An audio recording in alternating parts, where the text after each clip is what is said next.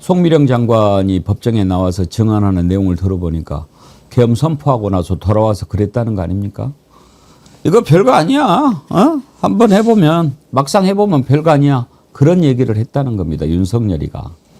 송미령 장관 증언을 한번 들어보시죠.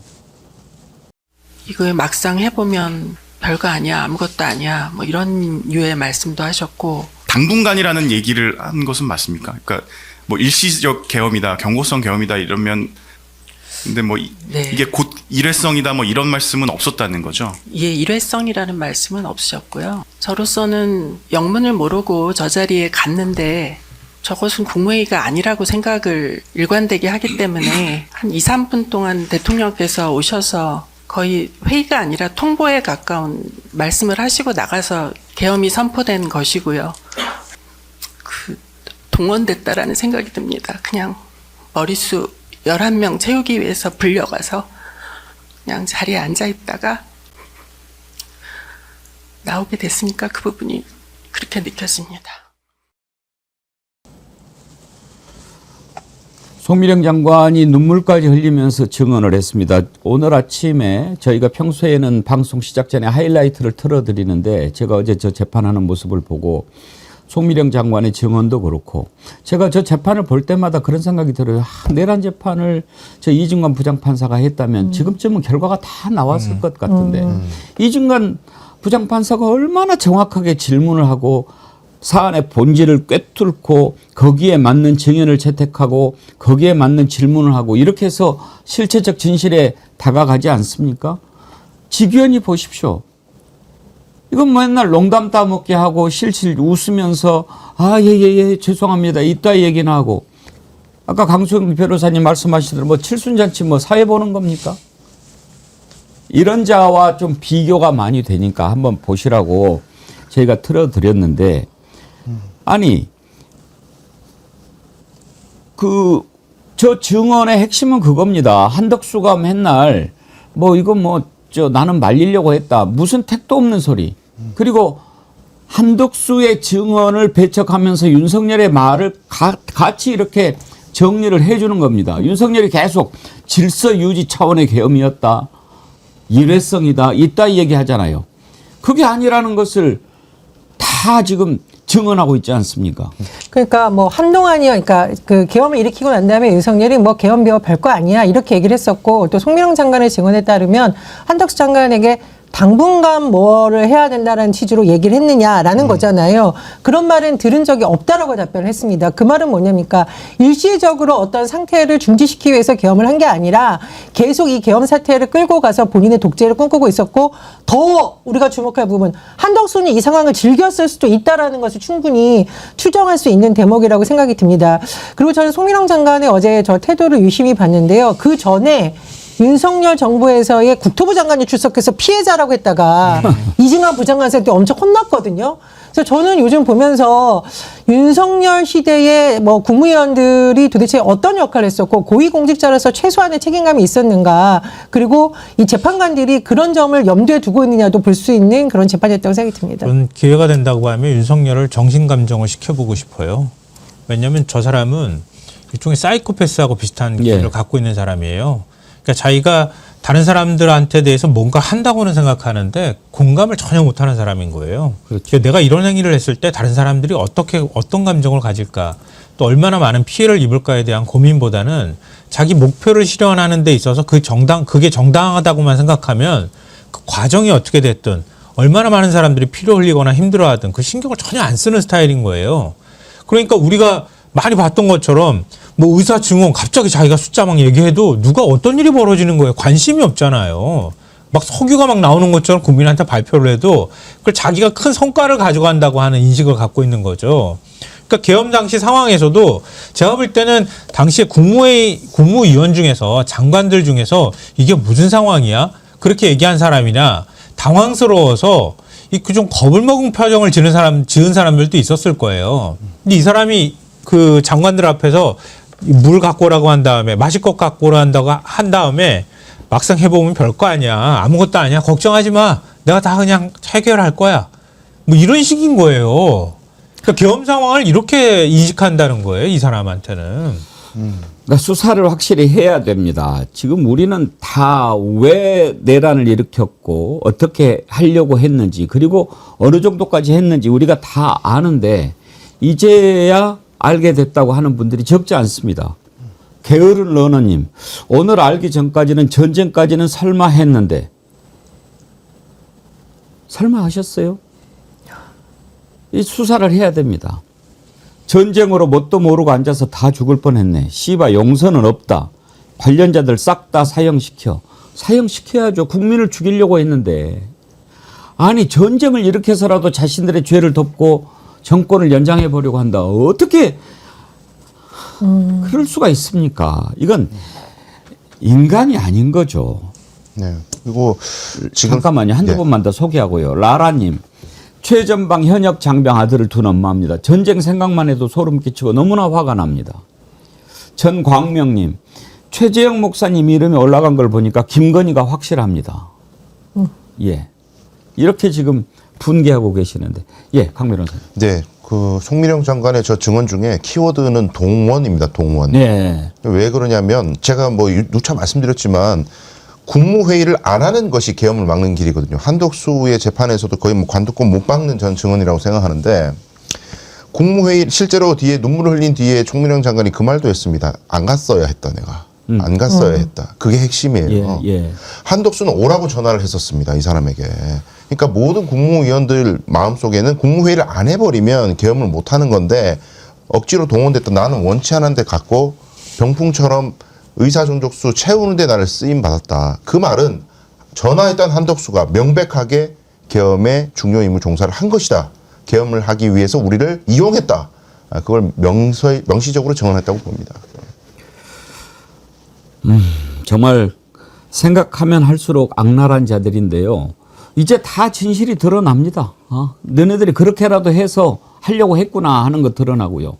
이상민이 지금까지 계속해서 뭐 받은 적, 뭐 문건 받은 적 없다. 저기 보니까 뭐 단전다수 뭐 써진 것 같다. 그리고 소방청에 전화해서 했다. 그건 아니고 단전다수 지시한 게 아니고 뭐 잘 처리하라고 그따위 얘기를 했죠. 이상민 얘기를 먼저 들어보고 그리고 소방청의 대변인 백승두 대변인이 증언한 내용을 한번 들어봅시다. 큰 사건 사고 접수된 거는 없는지 어떤 각종 시위나 충돌 같은 상황은 없는지 그런 상황이 전반적으로 궁금해서 제가 경찰청장과 소방청장에 차례로 전화를 했습니다. 만일의 경우를 대비해서 국민의 안전에 대해서 최우선적으로 그리고 꼼꼼히 챙겨달라는 취지에 당부를 한 거고.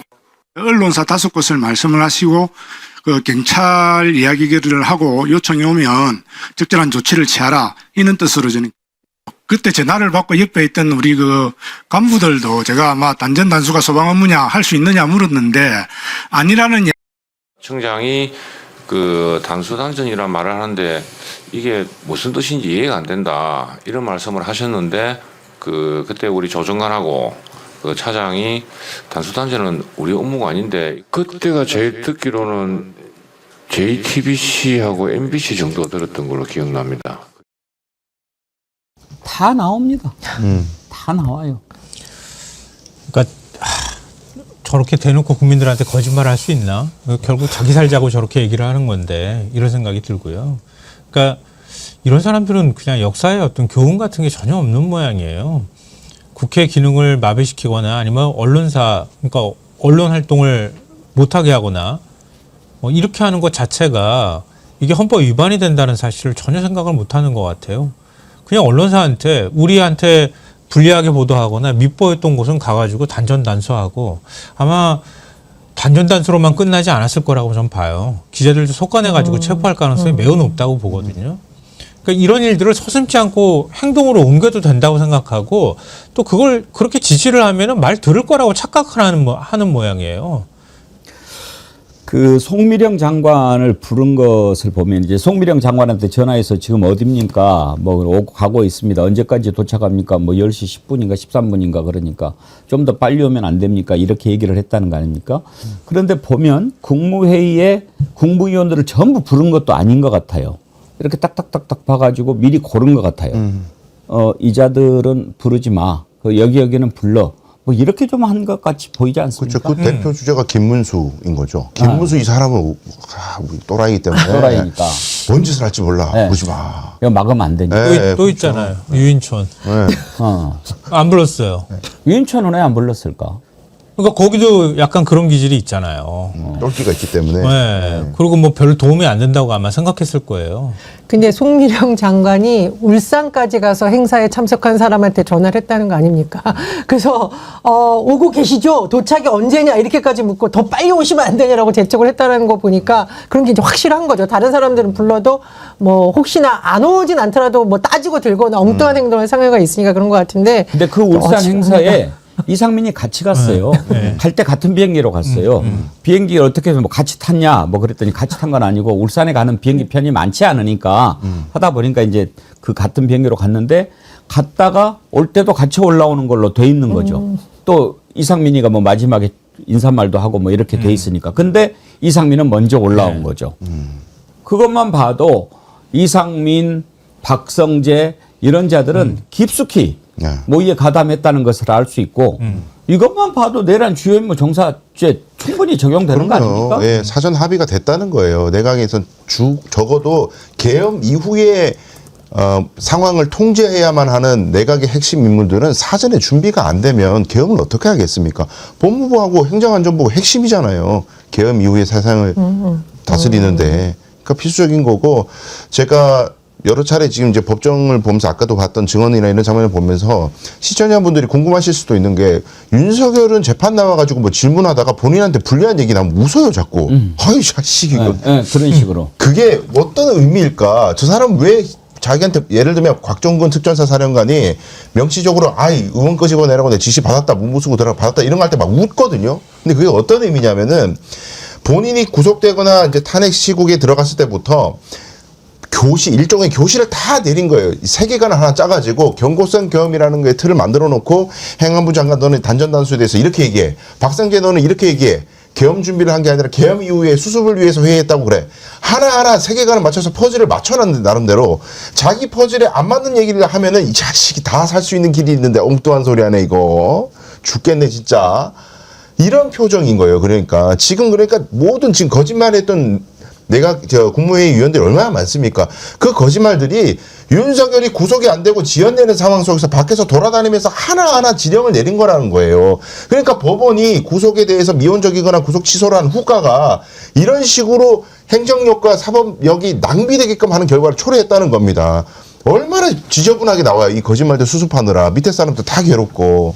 근데 그 말씀하시면서 네. 윤석열 흉내 낼 때 아이 자식 막 이렇게 하고 그렇게 흉내 내지 마세요. 너무 똑같아서 나 소름 끼쳤어요. 아니 근데 자기 앞에서 무릎 꿇으라면 꿇고 거수경례하고 충성을 다하겠다고 다짐을 하고 이랬던 사람이 군 장성이 자기 앞에 대놓고 그때 그렇게 했잖아요 이렇게 얘기하니까 얼마나 가짜나 보이겠나 이런 생각도 좀 드는데요. 그러니까 저는 계엄의 모의와 준비 단계가 크게 두 단계로 구분된다고 봐요. 그러니까 2024년 10월 아까 말씀드렸잖아요. 트리거는 김건희였다고 보고요. 그러니까 그렇게 김건희의 어떤 문제가 드러나게 되면 만천하에 공개가 되면 결국 자기가 대통령직 유지하기 어렵다고 하는 생각이 있었을 거예요. 그러니까 김건희를 건드리는 것 자체도 용납을 못했겠지만 그러면 그 시점에 자기가 제일 긴밀하게 얘기할 수 있는 사람은 김용현이었을 거라는 거죠. 그리고 지금 이상민하고 여인영 같은 충안파 그 같이 멤버들이란 말이에요. 그리고 김용현하고 노상원은 제가 볼 땐 노상원을 윤석열한테 한두 번 정도 소개시켜 줄 수 있었겠지만 김용현이 노상원까지 완전히 끌어들여가지고 깊숙하게 넣었다기보다는 김용현은 윤석열한테 똑똑하게 보이고 싶은 욕심이 있었을 거거든요. 김용현은 그런 머리가 안 되는 사람이에요. 그러니까 노상원은 자기 뒤에다 놓고 실제 계엄을 하는 데 있어서 일종의 싱크탱크 역할을 하게 만들었을 거예요. 정보사를 움직이게 하고. 그러니까 그러면서 계엄에 대한 얘기들을 자기들끼리 핵심 멤버들끼리 얘기를 하다가 이번 총선 결과를 보고 뭔가를 실행에 옮긴다 이런 생각들이 있었던 것 같은데 총선 끝나고 이건 도저히 안 되겠다 싶으니까 군 사령관들 지금 이제 뭐 특전사나 수방사나 이런 사람들을 본격적으로 안가나 이런 데로 불러들여서 충성 맹세를 하게 만들고 실제로 군을 움직이게 하는 계획으로 넘어갔을 것 같아요. 그게 증거가 지금 다 같이 드러나는 겁니다. 근데 윤석열이 사법부를 좀 우습게 보는 태도도 반영된 거 아닐까요? 저는 많은 재판을 취재해봤지만 저렇게 법정에서 비웃듯이 웃는 사람은 사실 한 번도 본 적이 없습니다. 사이코패스나 소시오패스 빼고는, 그런 범죄자들 빼고는. 그래서 사법부를 굉장히 우습게 보는 심리가 여전히 있다고 생각을 하는데, 한번 생각해 보시면 이증환 부장판사 같은 경우에는 거기 참석했던 전 국토부 장관이 피해자니까 바로 꾸짖잖아요. 그러니까 바로 그 사람 고개 숙이고 너 어떻게 했어요? 최상목, 이선민 불출석해 강제 구인해버려. 하니까 다들 벌벌 떨지 않습니까? 그러니까 사법부가 얼마나 준엄하게 이 상황을 보고 윤석열을 대하느냐도 윤석열의 태도에 분명히 영향을 끼쳤다고 봅니다. 그렇죠. 그래서 사법부가 중요한 거죠. 예, 그리고 예전에 특수통 있을 때 기획 수사 엄청 했잖아요. 스토리라인 짜가지고 등장인물들 끼워놓고 범죄 혐의 만들어내고 뭐 그런 기획하던 그 버릇이 아직 남아 있는 거라니까요. 이 모든 걸 다 짠다니까 모든 거짓말들을. 아니 그리고 투스통 오래 하면서요 대통령까지 잡아봤잖아요. 자기 위에 아무것도 없다고 생각하는 사람이에요. 저 자식 내가 데리고 오면 저거 금방 내가 잡을 수 있어. 이런 식의 사고방식을 해왔기 때문에 자기 위에 그 누구도 존재할 수 없다고 머릿속에 아예 그런 생각을 하는 사람이에요. 바다향기님, 죽는 그 순간까지 바늘로 콕콕 찌르면 속이 다 시원하겠다. 너무 많이 찔러야 되는데. 잔인합니까? 저는요, 참 웬만하면 이런 말씀 여러분 너무 심하니까 안 드리려고 그러는데, 만약에 저한테 어떻게 벌을 주고 싶냐고 그러면 그야말로 광화문 내거리에 놔두고 다 국민들이 돌로 쳐가지고 쳐다녔으면 좋겠어요. 한 가지만 더 짚어보고 논란이 되고 있는 항소 포기 관련된 거 살펴보려고 하는데요. 경아님께서 구독, 좋아요 눌러주세요 하셨는데, 경아님은 많이 못 뵌 분인데도 이렇게 얘기해 주시니까 감사합니다. 지금 19,000명을 향해서 달려가고 있는데 좋아요가 7,000명이 안 되고 있군요. 경아님이 놀라실 만합니다. 백운계 정치일본지 좋아요가 이렇게 적은가? 왜 경아님 놀라게 하고 그러세요? 자, 송미령 장관이 이렇게 증인으로 나왔는데 이증관 부장판사가 갑자기 그런 생각이 들었나 봐요. 이 송 장관이 윤석열 때도 장관이고 지금도 장관인데 국무회의를 어떻게 하는가 궁금한 것 같아요. 우리도 궁금해요. 어떨 때 우리가 박수치냐면 내가 생각하는 걸 똑같이 생각할 때 박수쳐요. 역시 이증관 부장판사다. 그런 생각 들더라고요. 그 질문에 대해서 답변한 거 한번 잠깐 보고 갑시다. 지금도 장관이시고 그 앞에도 장관으로 계셨는데 국무회의 하는 상황이 좀 많이 다릅니까? 어떠신가요? 많이 다릅니다. 전에는 이미 실무자부터 차관회의를 거쳐서 각 부처별로 정리된 그 안건들이 있습니다. 최소한 1주 전부터 국무회의의 의안에 대해서 다 세팅이 돼 있고, 그래서 상황을 다 알고 있고, 그리고 어떤 논의가 오갈지도 미리 다 준비를 해가지고 오는 거고요. 정해져 있고 모든 게 다 결정돼 있는 형태로 국무회의가 진행이 됩니다. 현재 국무회의는 국민들한테 그 과정들을 그 공개를 하고자 하는 취지도 있고 하기 때문에 토의 과제를 정해놓고 그것에 대해서 자유롭게 토론을 합니다. 그리고 그 부분을 언론에 공개하기도 합니다. 기존에 이제 전 정권의 국무회의는 사실상 사전 논의가 정리가 된 상태에서 이제 진행되기 때문에 회의 자체에서 이렇게 의견을 내고 토론하고 이런 게 사실은 많지 않다는 말씀이신 건가요? 저 같은 경우엔 거의 없었습니다. 비상계엄 선포 전에 있었던 모임 관련해서는 비상계엄에서 미리 논의된 바가 없다고 지금 말씀하시는 거잖아요, 그죠? 이제 이증관 부장판사는 저 질문을 통해서 어떤 것을 끌어내려고 하는 것인지는 알겠는데 저걸 통해서 봤을 때 지금의 국무회의 그리고 윤석열 때 국무회의라고 하는 것은 회의도 아니었다 하는 것을 우리가 알게 되는데 안 그러겠습니까? 윤석열 그 회의는 하기 싫어서 어떻게 했을까요? 그러니까 뭐 들을 마음이 없고 우리 그렇잖아요. 59분 대통령이라고 했잖아요. 국무회의 하면은 59분 동안 혼자 떠든다 그러는데 무슨 다른 사람 얘기, 장관 얘기를 듣겠습니까? 그냥 자기 혼자 지시사항이든 뭐든 뭐 시시껍질한 밥 먹은 얘기부터 시작해가지고 다 얘기하고 또 지금 자기가 불만 갖고 있는 거 다 얘기하고 그냥 그러고 끝냈겠죠. 무슨 국무위원들이 의견을 냈겠어요. 아이고.